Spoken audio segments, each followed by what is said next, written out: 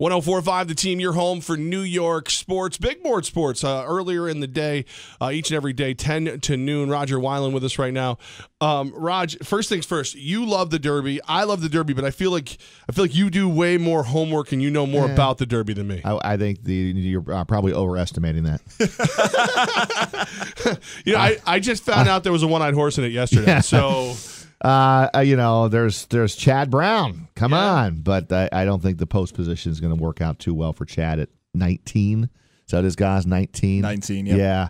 Is that practical joke? Practical joke, yeah. So probably get some, 20 to 1 was the morning line. So get good odds on Chad, maybe. Listen, the Derby to me is like so wide open, anything can happen because there's 20 horses.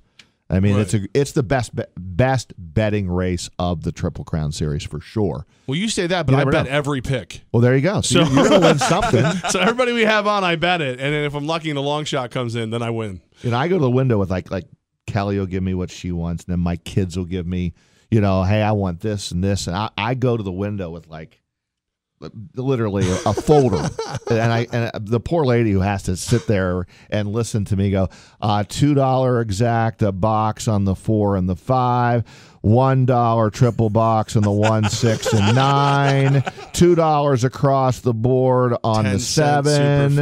Yeah, it's just unbelievable. And I just watch her and I just look at the price going up, and I'm like, okay, I'm at that price. I think we're good. I'm going to try no more combos. I feel like we're so spoiled now as horse racing fans because years in a row we had Orb and Chrome and Pharaoh and Nyquist, the favorites win, and some of the handicappers thought, okay, the favorite's good enough to win. You can probably win some cash. This year it feels wide open that anybody 1 through 20 could win it. Yeah, and I guess no horse has ever won from the 17 posts. Okay.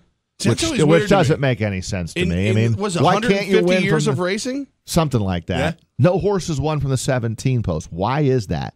I don't have the answer to that, but it doesn't mean that the horse can't win from post 17. And it doesn't mean that Chad Brown can't win from 19. Right. Yes, he can. Right. Yes, he can. It can happen. Can't win from the rail. Yes, you can. It's 20 horses in this race. They get off to a bad start. They stumble out of the gate. I mean, the Derby is wild. Do you have your favorites yet? Have you started to figure out who you're taking? No, I mean, I will put money on Brown. Chad's horse practice. Yeah, but just out of love, I tend to go long shots in this one. I don't want the chalk here. I don't want the 4 to 1. A little bit of value, and of course, John Preachy's my guy. He's usually pretty good on this race. He'll be locked in. We'll have John on our show on Friday. Okay. So we'll let him go a little bit, and I usually write down everything he says. See, we've got the Yankee game during our show on Friday, guys. So why don't we just come in and just take notes during Rodgers? Yeah. Oh, I'm coming in tomorrow when Lafitte Pincay's on. I'm just gonna hang out in the back of the studio with a big notepad and write down everything Lafitte knows on NBC tomorrow. And we got our guy closer, Brian Mariano, right? He knows what he's talking about. You can rule out some horses with him. Does he give you winners? right. We know which ones not to bet when closer tells us. We had him breaking down the races for us last year, Rodger, because we'll be live from the track. You were there before us, right? And what I decided, since he was our expert, and I air quoted when I said expert, it's not right for me to give out picks from an expert if I don't play them. So I played them every week. I think I won 1 week. Because my thing is this: I was like, I hate when he says value. Because value just sounds like an excuse to lose money to me. Right. Like, well, these are good odds for a horse. Well, does it mean he's going to win? Oh, no way. Well, then why are we betting him? Right. Give me a winner. Right. Good value. Just give me the stinking winner of the race. Right. I don't care if it's I don't care if it's 4 to 1, 2 to 1, whatever. I want to win. It's like when you go to Saratoga and we do these best bets. I mean, a best bet is best bet to win. Right. Right. Not the best bet that 10 to 1 is going to come in third. I want the best bet that's going to cross first. Right. If we do this every week, I want you to be 25-0. I want it to be ridiculous. Right. If it's the favorite and that's the horse that's going to win, then that's the horse I want you to give me. We have to wait and see what's going to happen for the Derby. We also have to wait and see how some of these rookies perform in the NFL next year. The NFL draft comes and goes. Was there one team, maybe 1 or 2, that you really enjoyed their draft, and another team you thought, ooh, they didn't get it right? Well, I like the Giants taking a quarterback in the 3rd round. I really like that. I was hoping that that's what they were going to do, and this kid from California looks like he thought he was going to be a lot higher than the 3rd round. Webb from California, and it looks like he's got a really good resume, and might be the answer to Eli Manning when Eli decides he's going to step aside in a couple 3 years down the road. So I knew Jerry Reese was, for the first time,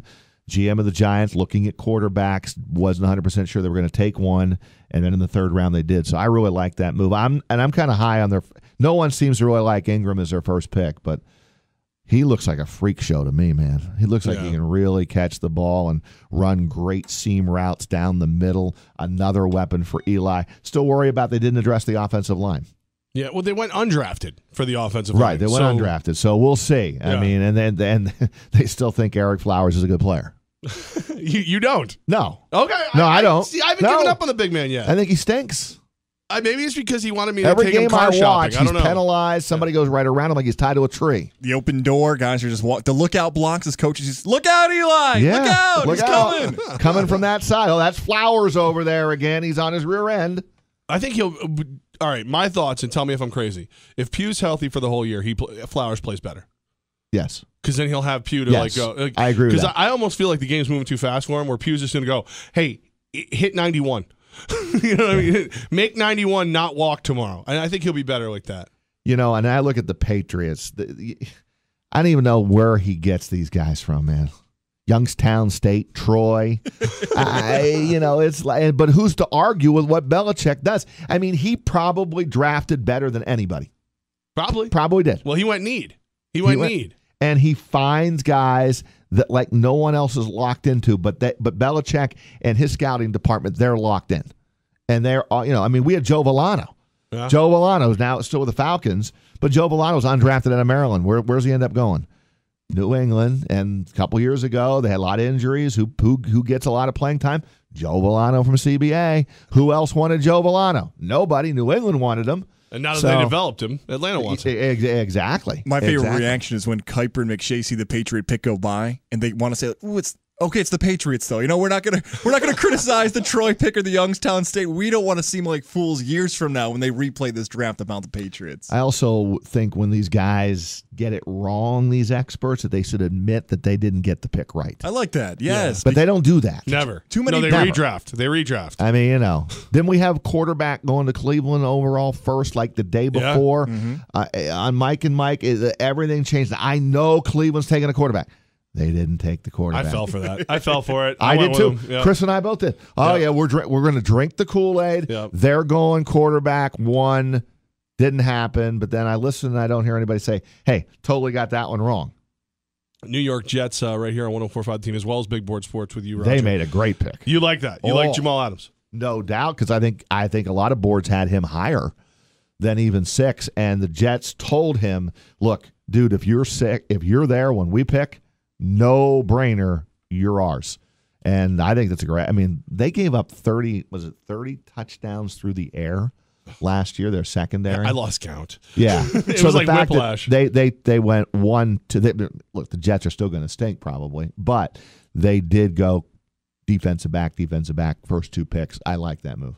You're not mad at them for not getting a quarterback, bringing another one in? Nah, I'm okay with that. Okay. I mean, they might as well wait and get the kid from USC in 2018. Right, because like you said, they're probably going to stink and they'll be a top 4 pick. Top 5 pick, right? Yeah. And like we discussed the other day, is that there's going to be so many teams that want to get up to those top picks to get those quarterbacks, and the Jets can decide either we're going to stay here or you're going to pay a king's ransom to get up here and try to get one of these guys. Yeah. Win-win. Now I'm just going to sit back and see what's going to happen with guys like Cutler and Kaepernick and see who's going to sign them. Right, They'll get signed somewhere. RG3 still out there as well. There'll be some quarterbacks taken there. What's going on with the Mighty 1-3? Are you actually, or how many games are you coaching before you get to work tonight?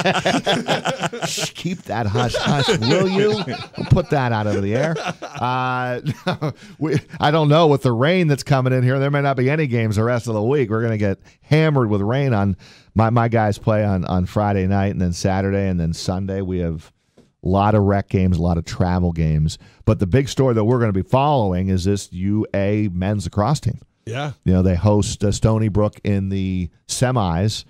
We know what happened to them last year in that semifinal game. They lost at home. They didn't end up playing in the championship game. So I think Scotty Marr has told his team, we got to be ready to go here, and they should beat Stony Brook, and then they should win on Saturday.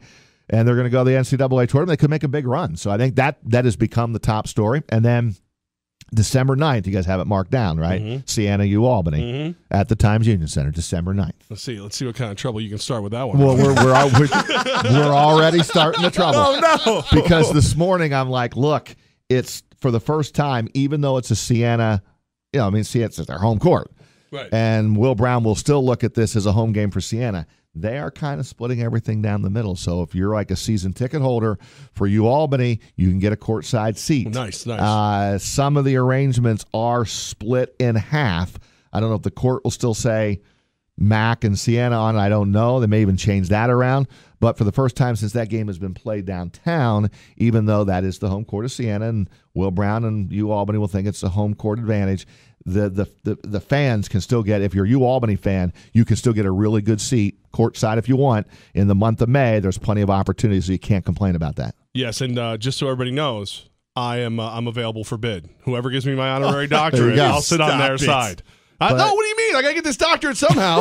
I'm not going to earn it. Dr. Levack. And I think we were on this morning on our show, and then Will Brown is, hashtag SEFQ, hashtag road game. I mean, he's already stirring it up. So let the war begin. And here we are, in the month of May, and the game's not till December of next year. Love it. I love it. It's so much fun. Rodger, thanks so much. Thanks, look guys. forward to hearing you Thank guys you. tomorrow, 10 to noon, as every weekday right here, Big Board Sports, and of course on the Mighty 1-3. Yep. Have a great show.